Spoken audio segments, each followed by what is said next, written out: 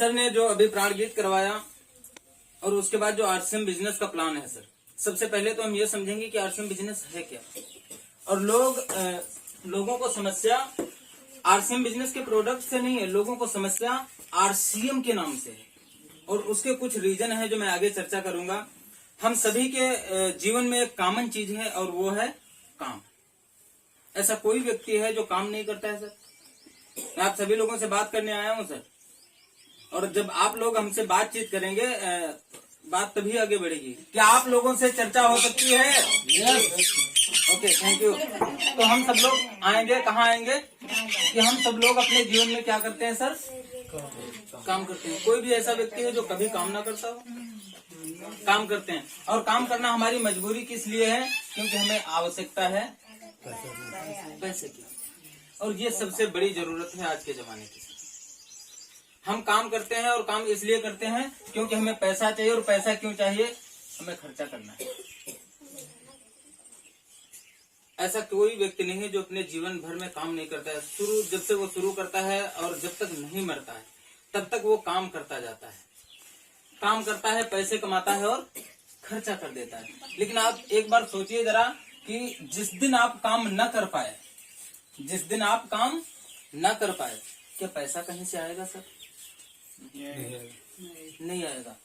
लेकिन क्या आपके पास कोई भी ऐसे खर्चे हैं जो आप बंद कर सकते हैं? क्या आप बिना कपड़े रह सकते हैं, या बिना खाए रह सकते हैं, या बिना जूता चप्पल रह सकते हैं, या बिना बाल कटाए रह सकते हैं? नहीं सर। आपके पास ऐसे कोई भी खर्चे नहीं है जो आप बंद करो तो आपके खर्चे चलने ही चलने हैं। यानी आपके जीवन का सब कुछ बंद हो सकता है, लेकिन एक ऐसा काम है आपके जीवन में खर्चा जो आपके जीवन में कभी बंद होने वाला नहीं है। और इस खर्चे की शुरुआत सर कब से होती है? हमारे पैदा होने से पहले। जैसे ही हम इस धरती पे आने वाले होते हैं उसके 7-8 महीने पहले से हमारे लिए प्लानिंग होती है कि घर में नया बच्चा आने वाला है, बच्चा या बच्ची जो भी है, उसके लिए माँ को अच्छे अच्छे भोजन दिए जाते हैं, फ्रूट्स दिए जाते हैं। वो खर्चा किसके लिए होता है? मेरी वजह से। अच्छी अच्छी दवाइयाँ दी जाती हैं कि जो भी बच्चा परिवार में आए स्वस्थ होकर आए। तो हमारे पैदा होने पहले से शुरू होता है खर्चा, और हमारे मरने के कई साल बाद तक चलता रहता है। कभी 10वां करो, कभी निमंत्रण करो, कभी गया करो। यानी ये एक ऐसा काम है जो हमारे जीवन से कभी हटने वाला नहीं है। और हम सभी लोग इसी के लिए परेशान हैं सर। हम सभी लोग खर्चे के लिए ही परेशान हैं। आज हम मेहनत कर रहे हैं, आज हमारे हाथ पैर चल रहे हैं, तो हमको किसी दूसरे चीज की समझने की आवश्यकता नहीं है। तमाम लोग ऐसे भी होंगे जो मीटिंग को वहां से देखेंगे, कहीं वहां जाने से क्या मतलब है, क्या फायदा है वहाँ। लेकिन चीज ये है कि लोग नई चीजों को सीखना नहीं चाहते हैं सर। लोग जहाँ हैं वहीं मस्त हैं, और जो लोग जहाँ हैं वहीं मस्त रहना चाहते हैं, उन लोगों का विकास कभी जीवन में नहीं हो सकता।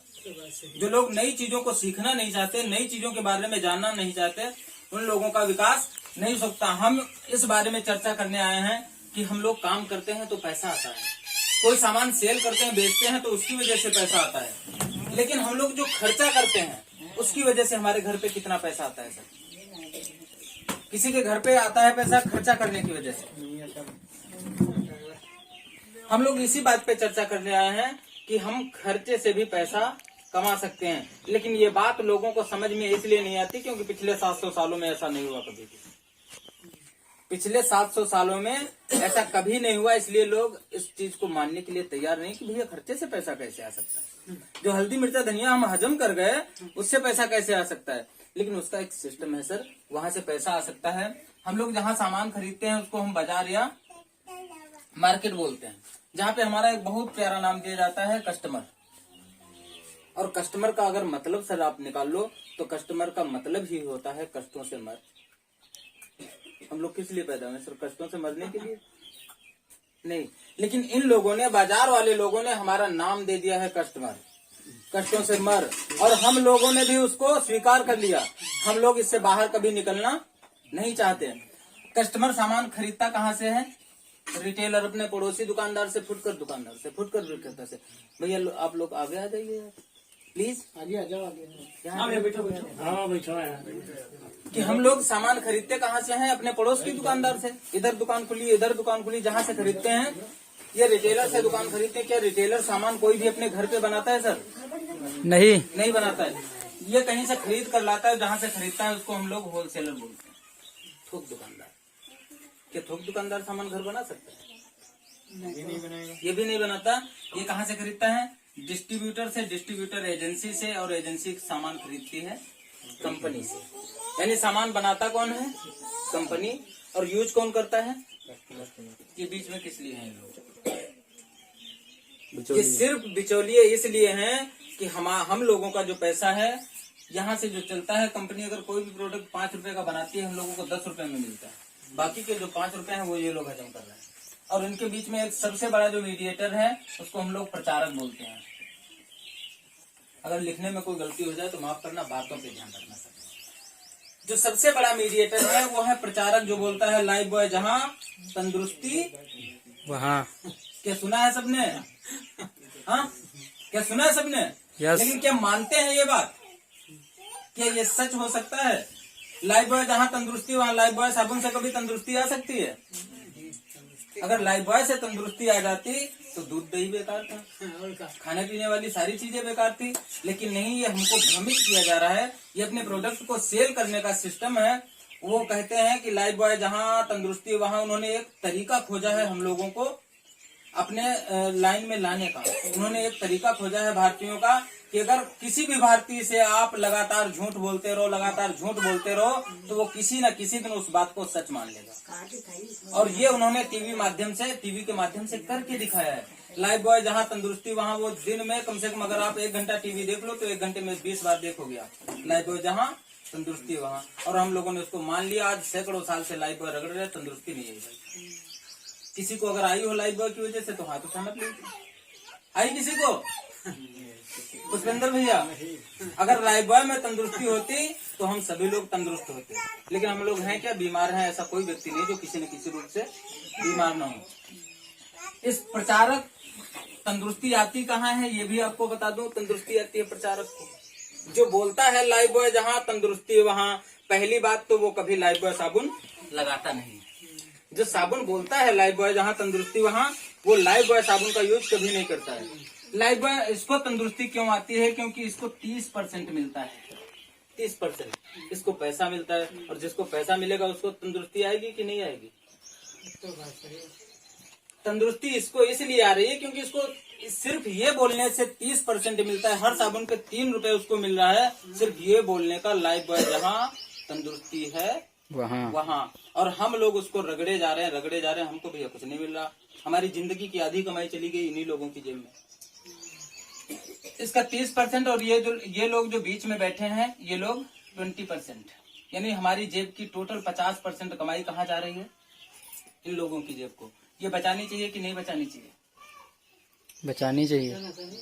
हम लोगों की 50% कमाई। ऐसा कोई व्यक्ति नहीं है जो अपने जीवन में 1 करोड़ से कम कमाता हो। लेकिन क्या किसी के पास भी 50 लाख अगर पूछ दूं, क्या बैंक अकाउंट होगा किसी के पास? बैंक में किसी के डिपॉजिट होगा 50 लाख रुपए? नहीं। अगर बच्ची की शादी, लड़की की शादी करनी है तो व्यवस्था करनी पड़ती है। अगर लड़कों की शादी करनी है तो कहीं से उधार लेना पड़ता है, व्यवहार लेना पड़ता है, कर्जा लेना पड़ता है। और किन लोगों की वजह से? इन लोगों की वजह से। लेकिन कभी इन लोगों को उधार लेना पड़ता है? इन लोगों का बच्चा अगर शाम को मोटरसाइकिल मांगे कि पापा मोटरसाइकिल चाहिए, अगर नहीं मिलेगी तो मैं स्कूल नहीं जाऊंगा, तो पापा बोलेंगे बेटा अब तो रात हो गई, सुबह होने दे, मोटरसाइकिल मिल जाएगी। लेकिन हम लोगों का बच्चा क्या बोलता है? पापा सर जी नींद आ रही है, कुर्सी पे आ जाओ, आराम चाहिए हो तो। हम लोगों का बच्चा बोलता है पापा चड्ढी चाहिए, और पापा गए सदना, और सदना से वापस आए, बच्चे ने पूछा पापा चड्ढी लाए? पापा ने कहा क्या बताऊं बेटा, आज सदना में अच्छी चड्ढी नहीं थी। मतलब बहाना ये इसलिए क्योंकि जेब में पैसे नहीं। वास्तविकता ये है कि जेब में पैसे नहीं थे और बच्चे से झूठ बोल रहे हैं कि वहाँ अच्छी चड्ढी नहीं थी। अगर हम झूठ सिखा रहे हैं बच्चों को, हमारे बच्चे कभी सच बोल सकते हैं? फसल वैसी होगी सर जैसा हम लोग बोएंगे। अगर रोग मुक्त बीज है तो फसल भी रोग मुक्त होगी, और अगर बीज रोगी है तो फसल भी रोगी होगी। तो माहौल बहुत जरूरी है। हम लोग करते क्या हैं? इन लोगों की वजह से हमारी जिंदगी में करोड़ों कमाते हैं। अगर हम अपने घर पे 5,000 का सामान हर महीने लाते हैं, और ऐसा इतना हर व्यक्ति के घर में आता है, 5,000 से कम खर्चा हो ऐसा कोई परिवार आज नहीं है भारत में। हर घर में 5,000 का सामान आता है और इसकी असली लागत जो होगी बहुत ज्यादा 2,500 रुपए होगी। बहुत ज्यादा 2,500 रुपए में ये सामान तैयार किया गया होगा और बाकी का 2,500 कहाँ जाता है? इन लोगों की जेब में। आज से 20 साल पहले आप याद कर लो, जिसने गुमटी छोटी सी रखी होगी सतना में, आज उसकी करोड़ों की दुकान होगी। क्यों है? क्योंकि हम सब लोग जितना कमाते हैं उसकी आधी कमाई उन लोगों की जेब को जाती है। हमने अपनी जीवन में जितना भी कमाया उसका 50% हिस्सा इन बीच वाले लोगों को देते हैं। ये दिन पर दिन अमीर होते जा रहे हैं और हम दिन पर दिन गरीब होते जा रहे हैं। लेकिन फिर भी भैया हम जहाँ हैं वहाँ सुकून से हैं। हम ये मानने को कभी तैयार नहीं गरीब गरीब क्यों है, क्योंकि उसने कभी भी कोशिश नहीं की अमीर बनने की। ये बात मानते हैं आप लोग? ये बात मानते हैं सर आप लोग? गरीब गरीब इसलिए है क्योंकि गरीब ने कभी भी अमीर बनने की कोशिश नहीं करी। उसने कोई भी नया काम करने की इच्छा नहीं हुई उसके अंदर। वो कभी भी रिस्क लेने के लिए तैयार नहीं हुआ। उसको आप बोलो 200 रुपए की मजदूरी, उसको समझ में आएगा। अगर उसको बोलो कि यहाँ से लाखों कमाए जा सकते हैं, तो उसको समझ में नहीं आएगा। समझ में क्यों नहीं आएगा? क्योंकि उसके दिमाग पे ढक्कन लगाया। तो आप लोगों से रिक्वेस्ट है कि प्लीज यहाँ पे जब तक बैठे हैं इसका ढक्कन खोल लीजिए। और हम लोगों के दिमाग पे जो ढक्कन लगा हुआ है वो आपके अंदर कोई भी अच्छी बातें पहुंचने नहीं देगा। आप बर्तन में ढक्कन लगा दीजिए, फिर उसमें भरिए, कुछ घी भरिए, चाहे पानी भरिए, चाहे दूध भरिए, भर सकता है कभी? नहीं भरेगा। तो प्लीज ढक्कन खोलिए दिमाग का और इन बातों को थोड़ा सीरियसली, थोड़ा गहराई से समझिए कि हम लोग जो कमाते हैं वो इन लोगों के घर जा रहा है। क्या हम इन लोगों के लिए कमाई कर रहे हैं? क्या हम जो काम कर रहे हैं इन लोगों के लिए काम कर रहे हैं? इनके बच्चे अच्छे स्कूलों में पढ़ते हैं, इनके पास अच्छी अच्छी गाड़ियां, इनकी बीवियां माधुरी दीक्षित बनकर घूम रही हैं। लेकिन क्या हम क्या कर रहे हैं? हम इनकी बीबी को माधुरी दीक्षित बनाने के लिए मेहनत कर रहे हैं क्या? लेकिन उन्होंने ऐसा एक सिस्टम क्रिएट कर दिया है कि हम उसमें फंसे हुए हैं और उससे निकल नहीं पा रहे हैं। इसलिए क्योंकि ये हमारी 700 साल पुरानी आदत हो चुकी है। ये जो बाजार व्यवस्था है ये 700 साल पुरानी चली आ रही है।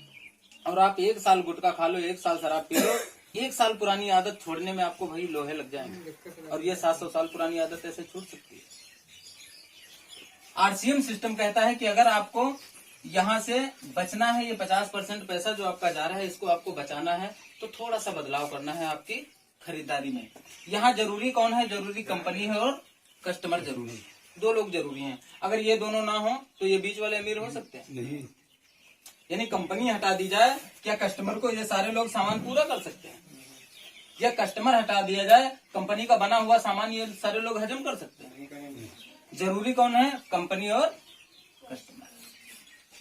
आरसीएम बिजनेस कहता है कि भैया आप हमारे साथ आइए, हम आपको सामान पहुंचाएंगे आपके संदना तक। कहाँ तक सर? कंपनी सामान कहाँ तक पहुंचाने के लिए तैयार है? संदना तक। क्या हम लोग संदना जाकर सामान खरीद नहीं सकते? लेकिन कोई बात नहीं, अगर आप अपने पड़ोसियों को अमीर बनाना चाहते हैं, अब भी इन दुकानदारों को अमीर बनाना चाहते हैं, तो आप कंटिन्यू करिए वहीं से। लेकिन अगर खुद अमीर बनना चाहते हैं तो थोड़ी सी मेहनत आपको करनी पड़ेगी। आपको सामान कहाँ से खरीदना पड़ेगा? संदना से। और जो 50% पैसा इन लोगों की जेब को जा रहा था वो हमारा बचेगा कि नहीं बचेगा? अगर सामान डायरेक्ट कंपनी से खरीदे, बीच के सारे दलाल हटा दिए जाएं, आरसीएम कंपनी ने इन सारे लोगों को बीच से हटा दिया। अगर ये सारे लोग हटा दिए जाए तो वो 50% मेरा बचा या नहीं बचा? और वो जो 50% बचता है उसमें से कंपनी लेती है 5% ट्रांसपोर्ट का खर्चा। भैया संदना लाएगी सामान तो कुछ खर्चा होगा, तो 5% लेती है। बाकी का जो 45% बचता है वो आपको एक सिस्टम के माध्यम से वापस किया जाता है। कितना पैसा वापस आता है खरीदारी से? 45% पैसा। ये थोड़ा अजीब लगता है कि नहीं लगता है? तो मतलब सामान का सामान लाओ और 45% पैसा भी लाओ। ये चीज लोगों को अच्छी लगेगी? हजम होगी? हजम इसलिए नहीं होगी क्योंकि आज तक कभी किसी को मिला नहीं। सब ये लोगों को अजीब इसलिए लगता है क्योंकि लोगों को आज तक कभी मिला नहीं। और यहाँ से इसके लिए कोई बहुत बड़ा काम नहीं करना है, यहाँ से इसके लिए कोई अलग से खर्चा नहीं करना है। आपके बीच में हमारे साथ कई लोग जुड़े हैं, शिवपाल जी हैं, ब्रजलाल जी हैं, और आपके यहाँ प्रभात जी हैं, और जितेंद्र भैया हैं, संतराम जी हैं, सत्य प्रकाश जी हैं। ये सारे लोग इस सिस्टम से जुड़े हैं जो यहाँ के नाम ट्रांसफर हो जाएगा। उसके बाद लगता है एक हमारा बैंक अकाउंट, बैंक अकाउंट इसलिए लगता है, जो 45% पैसा आता है ये कहाँ आता है? खाते पे। उसके बाद एक हमारा फोटो लगता है और एक हमारा मोबाइल नंबर लगता है। लेकिन ये समझ में इसलिए नहीं आता क्योंकि खर्चे से पैसा नहीं आया। मैं बार बार इसी बात को रिपीट क्यों कर रहा हूँ? क्योंकि लोगों को समस्या यहीं पे है, इसी पॉइंट पे है कि खर्चे से पैसा कैसे आ सकता है। गैस हमारा खर्चा है कि नहीं है? जो गैस हम लोग भराते हैं सिलेंडर में, पेट वाली गैस की बात नहीं कर रहा हूँ, जो सिलेंडर में गैस भराते हैं उसमें हमारा खर्चा है कि नहीं है? लेकिन वहां से सब्सिडी आती है कि नहीं आती है? सब्सिडी वहां से क्यों आती है? क्योंकि वहां पे आपका आधार कार्ड लगा है, आपका बैंक अकाउंट लगा है, आपका मोबाइल नंबर लगा है, आपका सारा डिटेल लगा है, इसलिए सब्सिडी आती है। और आप उस एजेंसी के बजाय कहीं दूसरी जगह से सिलेंडर भरवाना शुरू कर दो, सब्सिडी आएगी सर? तो वही सिस्टम यहाँ से आपका ग्राहक सेवा कार्ड एक बनेगा, यहाँ से आपको एक यूजर आईडी पासवर्ड मिलेगा। जब उसके माध्यम से, एक सिस्टम के माध्यम से आप खरीदारी करोगे तब पैसा आपको वापस मिलेगा। और जैसे ही यहाँ से आप सामान खरीदना शुरू करते हैं, जो पहला लाभ यहाँ से होता है, यहाँ से 100% शुद्ध प्रोडक्ट आपको मिलेंगे। 100% शुद्ध प्रोडक्ट किस लिए मिलेंगे? क्योंकि यहाँ पे क्या होता है सर? पक्का बिल। और पक्का बिल इस बात की गारंटी होता है कि ये सामान 100% ओरिजिनल है। दूसरी चीज कि बाजार में बहुत ज्यादा मिलावट है, बहुत ज्यादा नकली प्रोडक्ट बिक रहे हैं, लेकिन आरसीएम का सिस्टम ऐसा है कि भाई नकली बेचो, इसमें कैसे भरोगे इंजेक्शन से? आरसीएम का कोई भी सामान ऐसा नहीं है जो विदाउट पैकिंग के हो। दुकानों पे दाल रखी है, खुले हुए बोरे खोल दिए 1 कुंटल के। अब आपको 1 कुंटल तो चाहिए नहीं, आपको कितनी चाहिए? 1 किलो, आधा किलो, 2 किलो। अब उसमें से वो मन मानी करके जितना मर्जी उतनी मिलावट करते हैं। लेकिन आरसीएम का सिस्टम क्या है कि भैया जो भी मिलेगा पैकिंग में मिलेगा। कोई मिलावट कर सकता है? मिलावट नहीं की जा सकती। जो भी चीज आरसीएम, सारी चीज पैकिंग में है। तो यहाँ से पहला जो सामान हुआ वो सस्ता मिलेगा, और उसके बाद दूसरा सामान, नकली सामान से यहाँ पे छुट्टी हो जाएगी। और नकली सामान जब हम नहीं खाएंगे तो बीमारियां आएंगी दादा। बीमारियां क्यों आती हैं? हमारे खान पान की वजह से।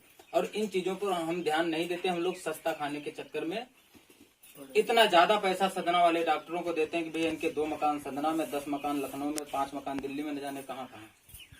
और क्यों? हम लोग सस्ता खाते हैं और उसी में खुश भी हैं कि तेल 110 रुपए कहते हैं बाजार में, भैया 100 रुपए में मिल रहा है, तो बाजार में 100 वाला खा लो, बाकी का पैसा डॉक्टरों को दे दो जो कमाओ जिंदगी भर। ऐसा है कि नहीं है? तो हम लोग सस्ता खाने के चक्कर में पूरी दुनिया को अमीर बनाते जा रहे हैं, लेकिन हम खुद अमीर इसलिए नहीं बन पा रहे हैं क्योंकि हमारी सोच छोटी है। यहाँ ढक्कन लगा हुआ है दिमाग पे। उसके बाद जो तीसरा लाभ यहाँ से होता है सर, यहाँ से 10 से 20% एमआरपी से छूट मिलती है। बाहर मिलता है छूट? बाहर कोई छूट देता है? 95 रुपए की फेयर लवली है तो उस पर बोलो 10% छूट देगा। 10 रुपए की साबुन है उस पर बोलो 20% छूट देगा? नहीं देगा। लेकिन यहाँ से 10 से 20% छूट आपको तुरंत मिलती है। हमारा जो साबुन है 10 रुपए का है, ये आपको कितने में मिलेगा? 9 रुपए। और 9 रुपए मिलने के बाद भी यहाँ पे जो अगला जो चौथा लाभ है, यहाँ से 10 से 32% बिजनेस का पैसा आपके खाते पे वापस जाता है। मतलब 1 रुपए साबुन पे पहले ही छूट गया, और वो छूटने के बाद 50 पैसे आपके खाते पे जाएगा। ये 8.5 का पड़ा कि नहीं पड़ा? बाहर आपको मिलेगा 8.5 का?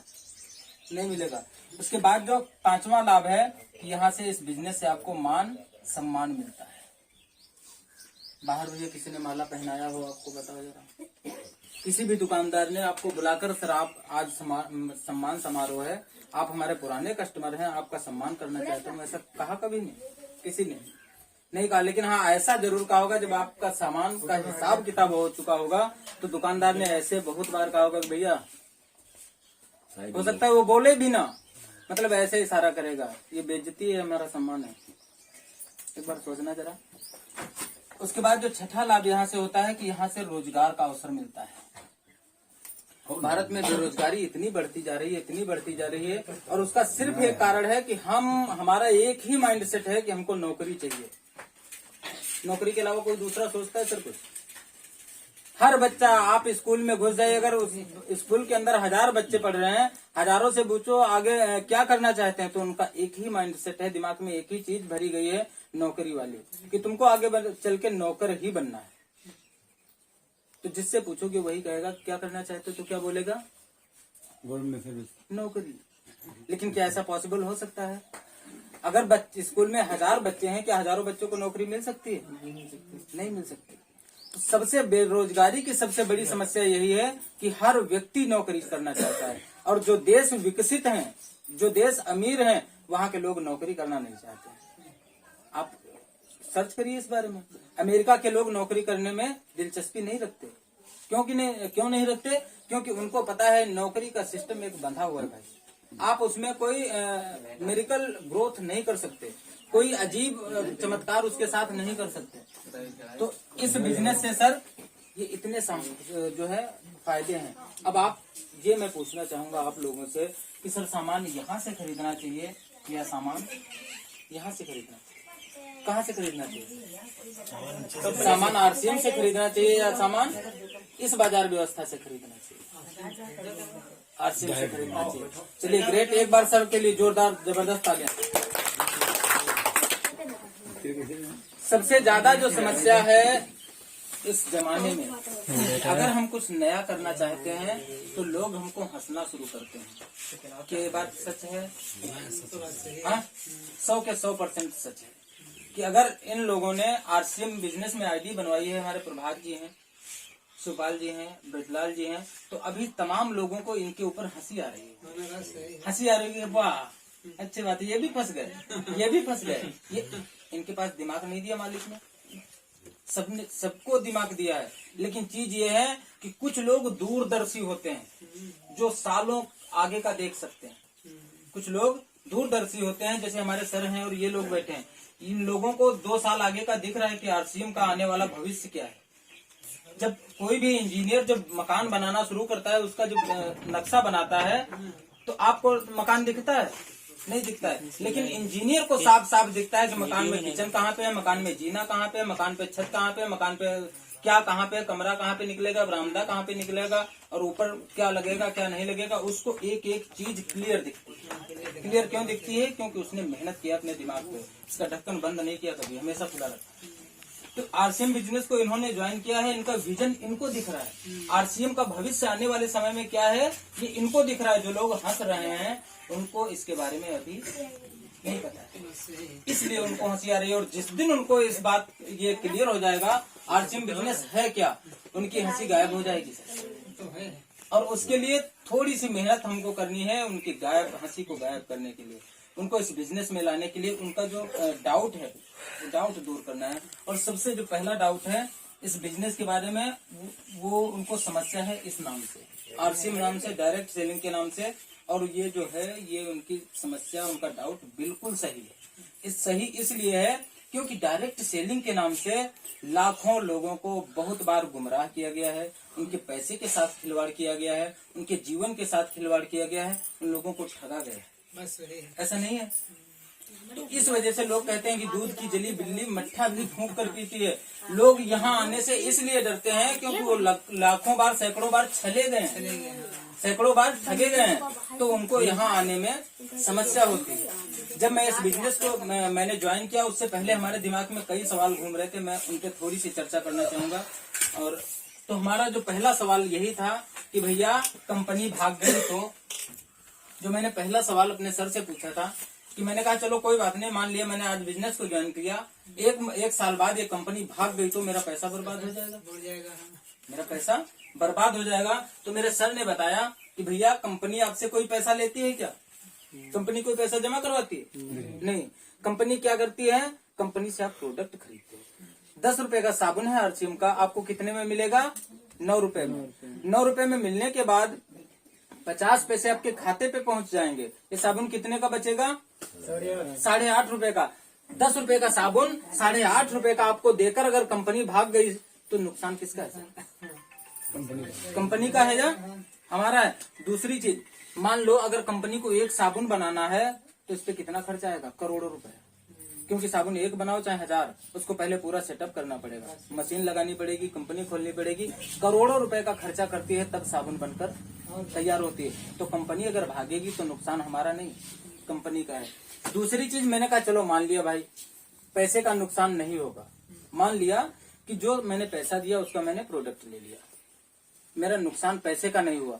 अगर मान लो 1 साल बाद कंपनी भाग गई, मेरा पैसा तो नहीं गया, क्योंकि पैसा जितना दिया उसका प्रोडक्ट मिला। मेरी वैल्यू का क्या होगा, मेरी इज्जत का क्या होगा? जो मैं आप जैसे लोगों से, सम्मानित लोगों से मैं बताता हूँ कि आरसीएम बिजनेस में आइए, यहाँ से पैसा बचाना है, हमको खर्चे से पैसा कमाना है, उन लोगों में मेरी इज्जत क्या होगी? तो सर ने समझाया मुझको, ये मैं अपने सवाल बता रहा हूँ, ये सवाल आपके दिमाग में भी हो सकते हैं। उन्होंने समझाया कि भैया एक बात बताओ कि सबसे पहले ये जान लो कि भारत में नहीं, वर्ल्ड में ये आरसीएम बिजनेस एक ऐसी कंपनी है जिसका सबसे बड़ा हेड ऑफिस है। पूरे वर्ल्ड की बात कर रहा हूँ, पूरे विश्व की। इतना बड़ा हेड ऑफिस किसी भी कंपनी के पास नहीं है। 17 लाख स्क्वायर फीट, तुम्हारे इतने बड़े से गांव कई 10-20 आप मिला लो तब 17 लाख स्क्वायर फीट का हेड ऑफिस बनेगा। 17 लाख स्क्वायर फीट जहाँ बड़े बड़े कंप्यूटर रखे हैं, सब पूरे देश का डेटा जहाँ से निकाला जाता है, इतना बड़ा head office 17 lakh square feet का। उसके बाद पूरे देश में 10 से ज्यादा कंपनियां लगा रखी हैं। कंपनी आरसीएम बिजनेस ने 10 से ज्यादा कंपनियां लगा रखी हैं। पूरे देश में लगभग 15,000 स्टोर हैं आरसीएम बिजनेस के। 150 से ज्यादा डिपो हैं, 150 से ज्यादा वंडर वर्ल्ड खुले हैं जहाँ पे अरबों का इन्वेस्टमेंट है। अगर ये कंपनी भागती है सर, और हमने कितने का सामान खरीदा? 1000 रुपए का। अगर कंपनी भागी तो नुकसान किसका है? कंपनी का नुकसान। तो कंपनी कभी भाग सकती है? दूसरी चीज, एक चीज और, भागने के बारे में एक चीज और समझ लो। भागता कौन है? जो आपसे लेता है। जो आपको देता हो, कभी वो भाग गया ऐसा सुना है? आपसे पैसे लेकर, आपके दुकान पे सामान लेकर कोई हो सकता है गायब हो जाए, क्योंकि दुकानों पे मैंने लिखा देखा है कि उधार एक जादू है, आपने दिया और मैं गायब। ऐसा होता है कि अगर आपने उधार दे दिया सामान, या आपसे किसी ने पैसा लिया, तो वो तो भाग सकता है। लेकिन किसी ने आपको पैसा दिया, फिर वो भागेगा? वो भैया तीसरे दिन आपके दरवाजे आकर बैठेगा। तो कंपनी लेने वालों में से नहीं, आरसीएम कंपनी देने वालों में से है। तो आप इस भ्रम को बिल्कुल अलग करिए कि यहाँ से कोई भी ठगी नहीं है, कोई भी फ्रॉड नहीं है। सिर्फ अपनी मानसिकता को बदलना है। अगर इस मानसिकता को आपने बदल लिया तो आप अपने जीवन में कई अचीवमेंट प्राप्त कर सकते हैं। अपने बच्चों का भविष्य सुधार सकते हैं, अपना स्वास्थ्य सुधार सकते हैं।